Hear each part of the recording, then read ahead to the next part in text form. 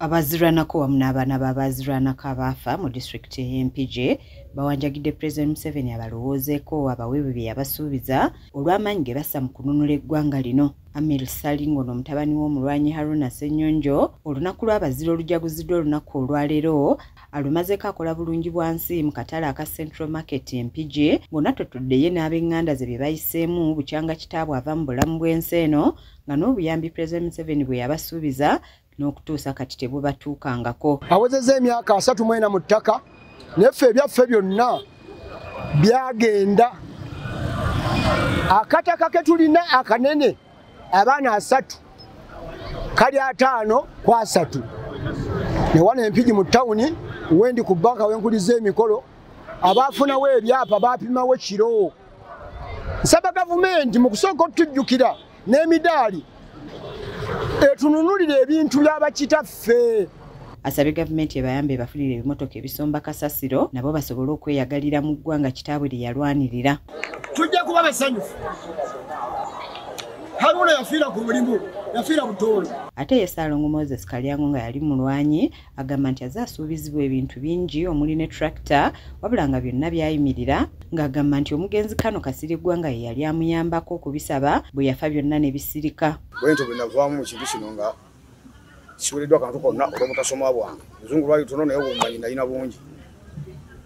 Wakati mu kubeera omumanyi ne maliriza nga nsuubiziddwa ttata. Ttata teyampeebwa loole. Nentoba ne loole bwe nabali okuva ku loole ne ngamba bampe ka tractor bwe bankaddiira. Bwento Kasirigwa nga nabo ku nsonga zange ne zimaliriza nga tezituuse.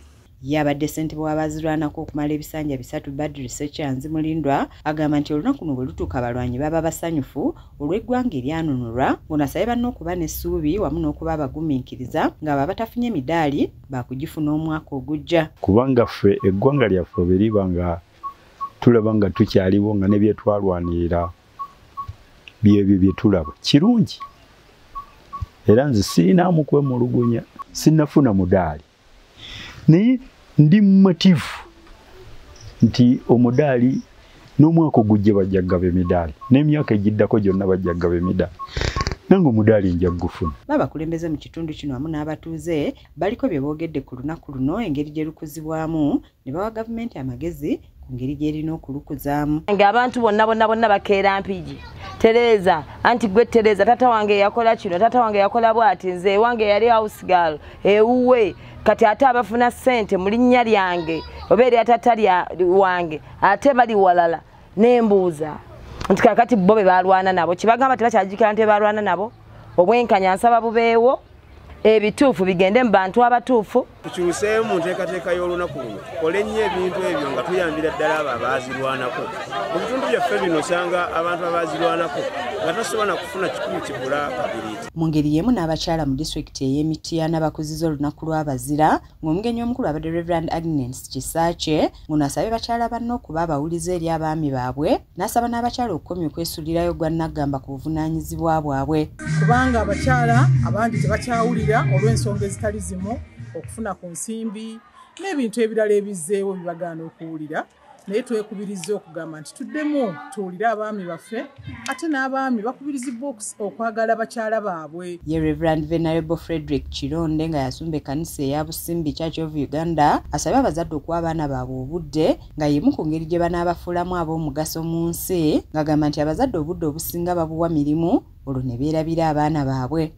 Taata ne maama bafuluma mu nnyumba ku ssaawa 10 ez'ekiro ne bagenda okukola ne bakomawo ku 6 ogw'ekiro. Baleka abaana beebase bakomawo beebase okumala wiiki nnamba okumala omwezi oba oliawo n'omwaka. Obulamu bw'abaana ne tubateeka mu house girls. House girl tabeera maama tabeera taata era tamanyi kiki kyoyagala baana bafuuke. Babakyala basabye bannaabwe okweyisa obulungi basobole okunyweza amaka gaabwe nga bo abaami abawerekedde ku bakyala baabwe babatonedde ebirabo eby'enjawulo okubozaayoza olw'ebyo byonna bye bayiseemu nga bano basabye baami bannaabwe okwejjukanyanga ku buvunaanyizibwa bwabwe naddala obw'okuweerera abaana.